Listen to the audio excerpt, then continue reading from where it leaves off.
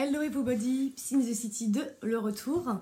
Donc je voudrais déjà commencer par vous remercier pour vos fameux retours qui ont fait que voilà, je suis là aujourd'hui, que ça me motive, ça donne du sens à ce que je veux faire. Donc vraiment merci, c'était très important pour moi tous ces retours. Donc pour rappel, Psy in the City, c'est voilà, qu'est-ce qui s'est passé dans ma vie, que j'analyse de manière thérapeutique.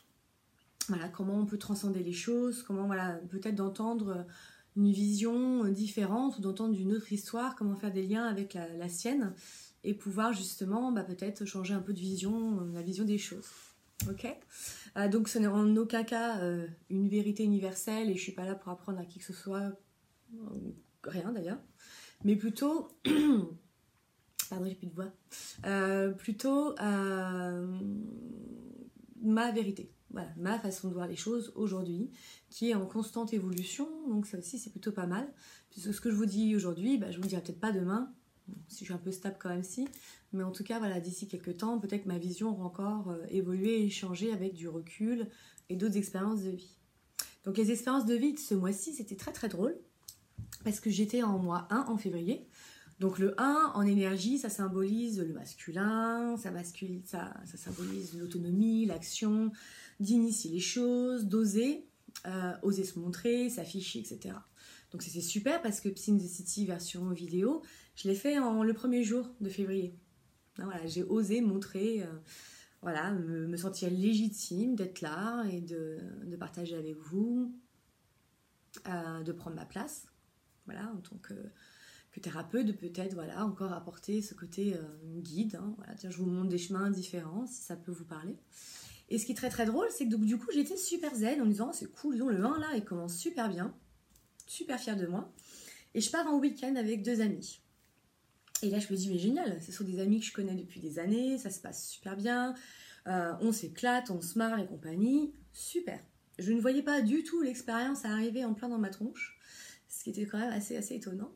Voilà, donc j'étais partie en mode positif, bisounours et compagnie. Et puis là, pendant le week-end, à un moment donné, j'ai retrouvé une espèce d'une vieille mémoire, un vieux schéma que je connais bien, mais qui habituellement me pose pas autant de problèmes, ou en tout cas n'était pas aussi violent. Et je pense que c'est vraiment cette énergie du 1 qui me l'a mis vraiment face à moi, ou en tout cas que je pense que j'étais prête à travailler et à accepter aujourd'hui.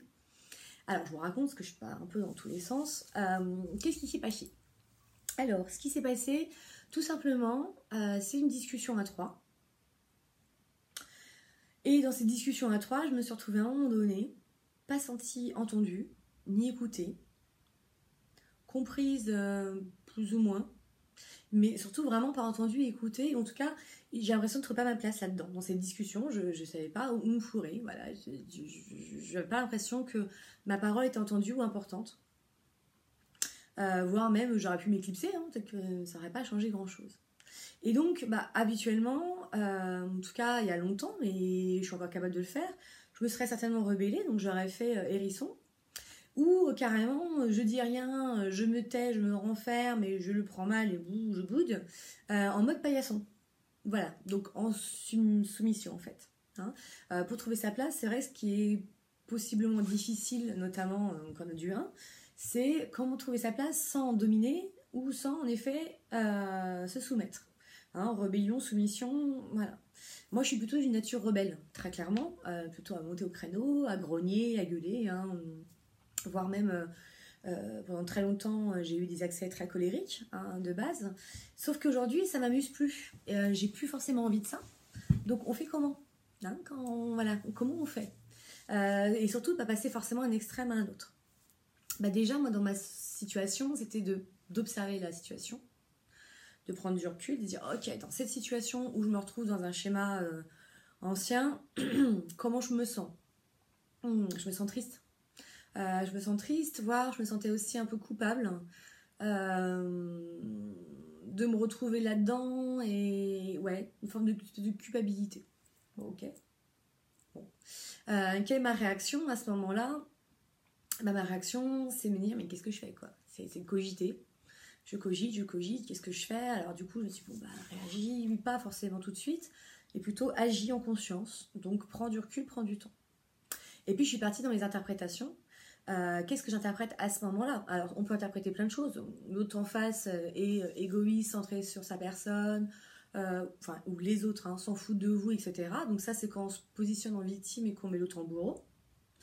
Ce qui n'a pas été mon cas à ce moment-là, parce que j'ai beaucoup bossé ça, donc maintenant j'arrive à le voir et essayer de ne pas rentrer là-dedans. Mais plutôt en me disant, ok, qu'est-ce que ça me renvoie par rapport à moi? Et à ce moment-là, qu'est-ce que je pense de moi? C'est presque le plus important au final. Et bien là, je me suis dit, ma petite dame, t'es pas intéressante.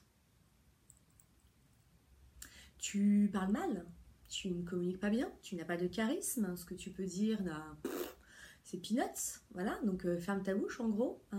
Voilà, ou même voir limite pas bête, parce que ça va aller loin. Mais dans l'idée vraiment de... Ouais, bon, tu pourrais te taire, ça serait pareil, quoi. Ça, tu n'apportes, du coup, c'était vraiment tu n'apportes rien aux autres. Et c'est parti justement sur le conflit. Pourquoi c'est si grave à un moment donné, pas trouver sa place, de pas pouvoir intervenir dans cette discussion? C'est ça. C'est, du coup, j'ai l'impression, ma peur, c'est de pas partager, de pas pouvoir justement être dans cette relation. Et notamment, niveau blessure, les blessures, il y en avait deux. C'était je me sens rejetée, ou je me rejette, et l'humiliation. Ouais, l'humiliation. Pourquoi? Parce que justement, pour moi, ça voulait dire que j'étais pas intéressante. Voilà, donc j'étais en train de me flageller, t'es pas intéressante, c'est nul, tu sais pas parler, tu parles trop vite, tu articules pas assez.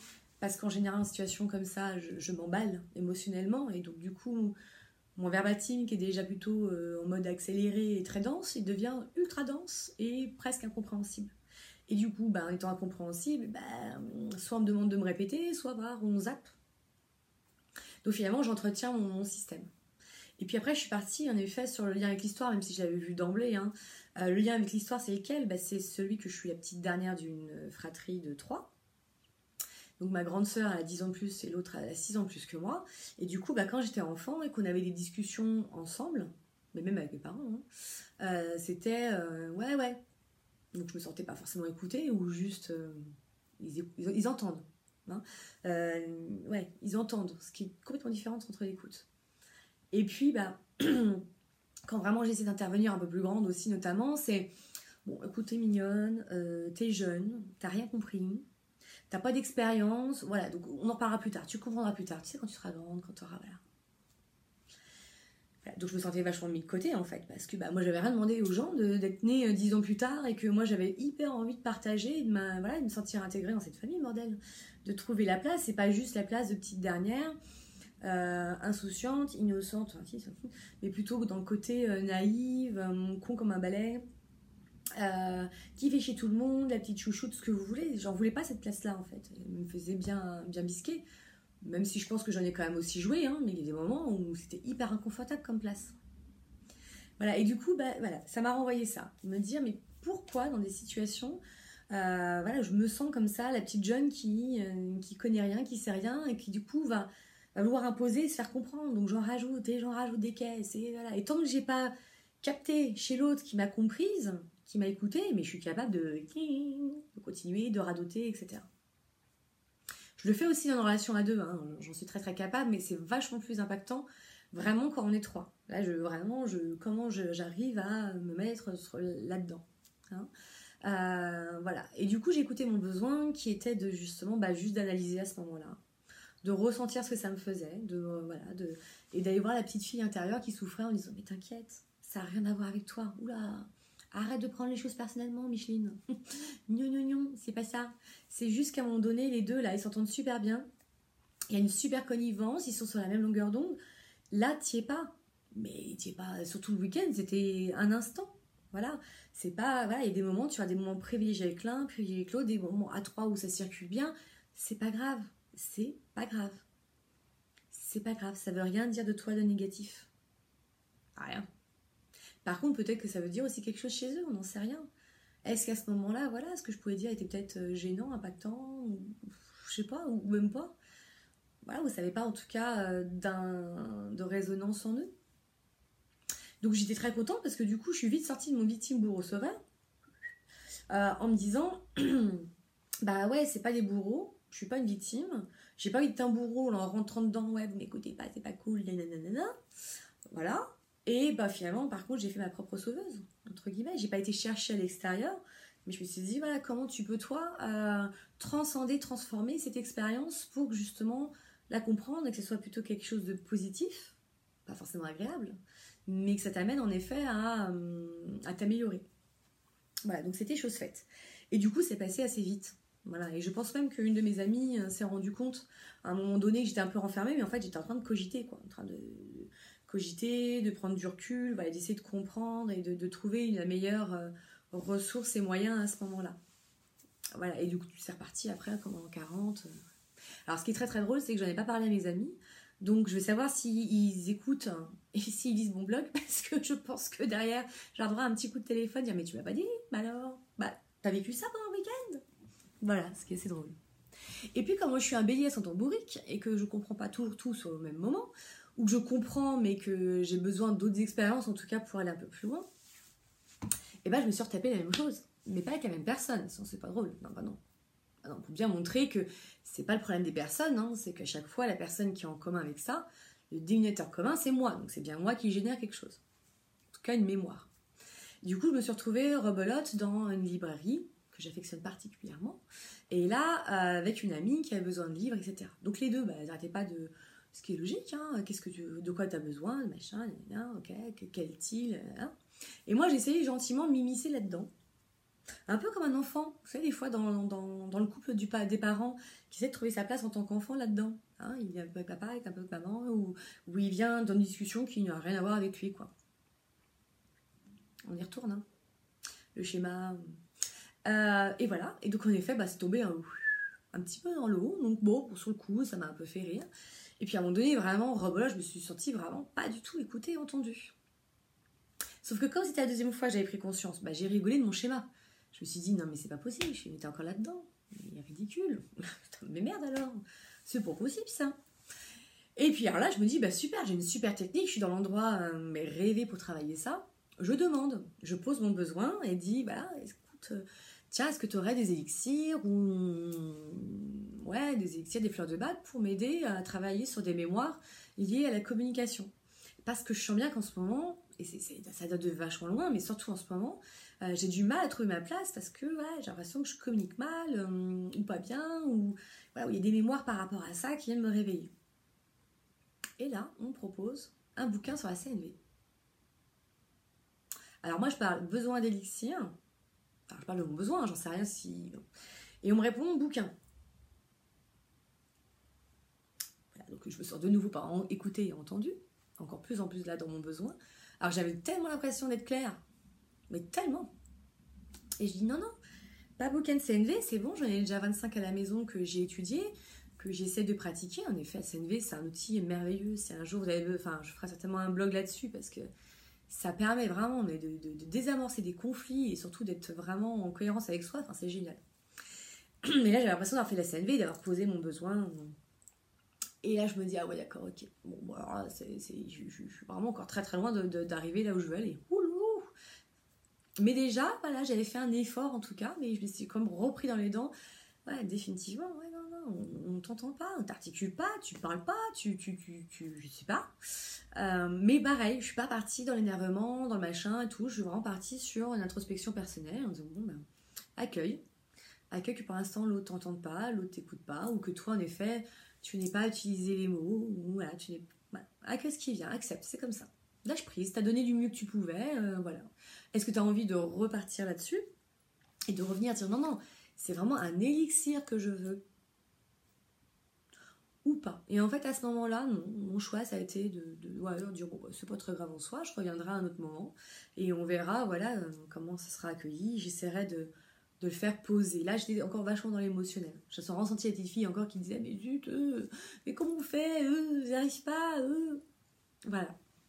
Et ce qui est très très drôle, c'est que j'en ai parlé avec mon amie en sortant, qui me disait mais moi j'ai pas entendu Elixir. Elle n'a pas entendu Elixir.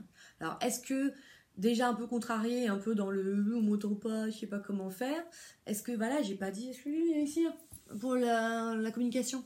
Je sais pas. En tout cas, c'est quand même très drôle, c'est que les deux personnes n'ont pas entendu. Donc je veux bien dire que personne n'écoute personne, ok, on va faire voilà, des généralités, le monde est égoïste, le monde ne voit que à travers soi, non, il ne faut pas déconner.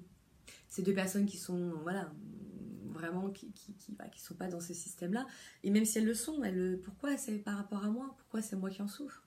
Je pourrais m'en foutre, dire bon, écoute, voilà. Non, chez moi, ça a un impact, donc ça veut bien dire quelque chose. Du coup, voilà, ça m'a permis d'avancer, etc. Et puis de réfléchir là-dessus, hein, parce que ça cogitait là-haut. Et je me suis rendu compte notamment que, ouais, un guide, ça montre plein de chemins.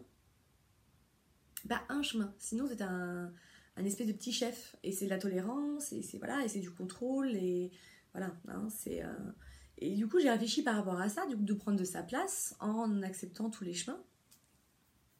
Je sais pas si je passe un peu du coq à l'âne, hein, mais je vais revenir sur l'idée. C'est de prendre sa place. Voilà. Et sa place, c'est pas de l'imposer en disant c'est comme ci ou c'est comme ça. Ou par exemple, je veux des héritiers. Voilà, j'ai l'impression que c'est ça. Maintenant, j'accueille aussi que l'autre peut être là pour m'apporter autre chose, montrer un autre chemin. Donc, du coup, j'ai bouquiné mes bouquins de CNV en me disant, bah tiens, c'était pas anodin non plus quand même qui avait parlé de livres, en dehors que je me sens pas écoutée. Et puis, j'ai réfléchi aussi à cette question de place. Parce que la place aussi, c'est quelque chose de physique. Moi, j'ai une petite tête avec un corps plutôt robuste. Et je suis comme rase-moquette, hein, une petite dernière, la troisième, petite taille. Voilà. Et je pense qu'à un moment donné aussi, j'ai pris du poids et du muscle, mais aussi pour m'imposer. Voilà, plus physiquement et que verbalement parce que ça me déplaît, mais je pense qu'inconsciemment, mon corps a dit ouais, regarde, regarde, là je suis là. Non, vas-y, essaie de me détrôner, essaie de me bouger, non, parce que je suis vraiment là, quoi. Et en fait, c'est ça, c'est que si en effet, votre présence, c'est par les mots, par votre physique, etc., ça reste quand même quelque chose de très visuel et très imposant.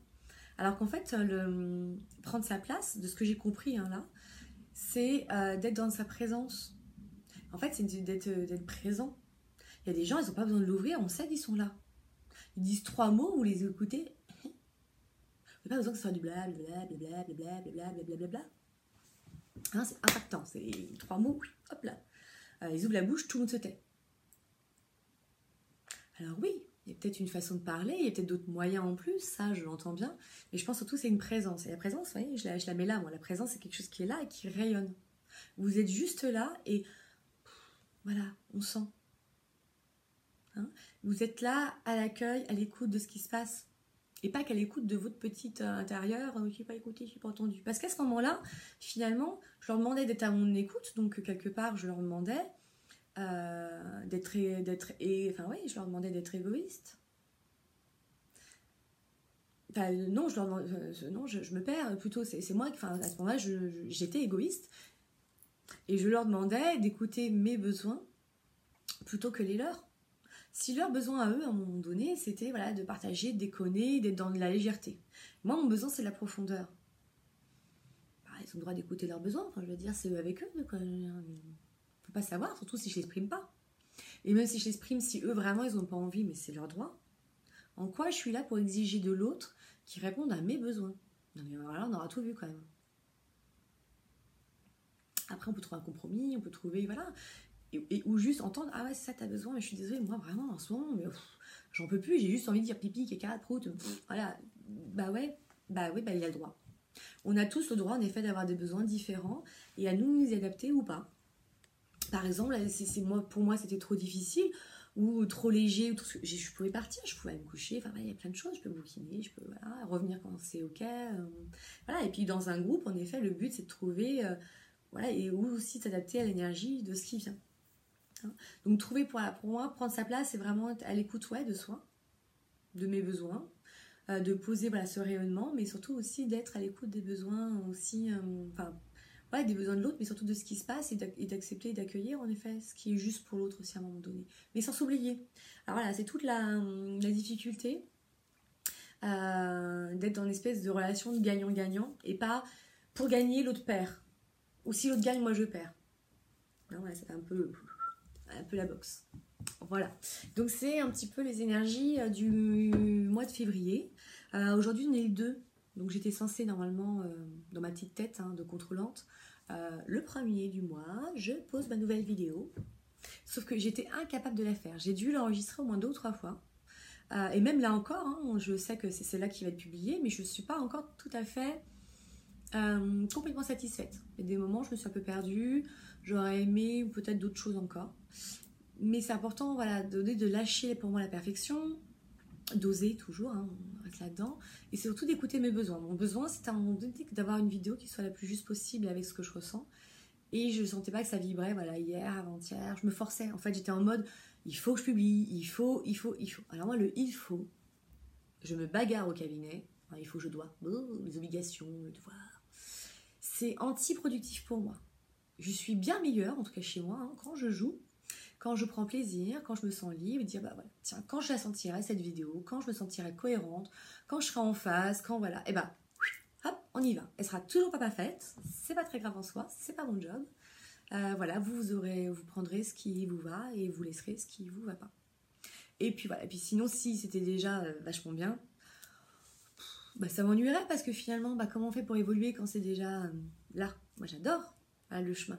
C'est le chemin qui est intéressant. Ce qui est intéressant, c'est voilà, aussi qu'est-ce que ça génère chez moi de ne pas réussir à faire mon blog, voilà, de me reprendre 20 fois. Voilà. C'est juste que j'ai envie en effet d'être au top du top, de progresser, de m'améliorer. Donc voilà, chaque petit pas ramène quelque chose. Déjà le fait juste de mettre... d'avoir accueilli mon besoin et de m'être respectée comme quoi bah, c'était pas hier, c'était pas avant-hier, mais peut-être ce matin. Et bah, déjà je suis très contente. Voilà, donc bah, je vous souhaite un très bon mois de mars qui va ramener le printemps. Pour moi, le mois de mars, ce sera en 11-2, donc bon, bah, l'écoute de ses besoins. Le féminin, le respect, l'union, unifier le féminin, le masculin. Et je vous en parlerai un petit peu mieux le mois prochain parce que l'année, enfin le 11-2, c'est l'année 2018. Hein, planétairement, on est sur une énergie de 11-2. Après, pour ceux qui ne connaissent pas la numérologie, je parle beaucoup de numérologie. Moi, je suis en année 8. Voilà, chacun après, par rapport à sa date de naissance, va une année particulière. Mais en tout cas, planétairement, l'énergie du moment, c'est le féminin sacré, c'est d'être dans la douceur, voilà, sortir des conflits, sortir de la blessure d'abandon, de trahison, d'écouter ses besoins, de s'écouter, d'écouter l'autre. Donc, vous voyez, finalement, février, prendre sa place et ramener sur l'écoute. Hein, j'ai un problème par rapport à l'écoute des autres, et certainement l'écoute de moi. C'est super, ça a déjà commencé à faire le travail. Voilà, je vous souhaite donc un très bon mois de mars et à bientôt.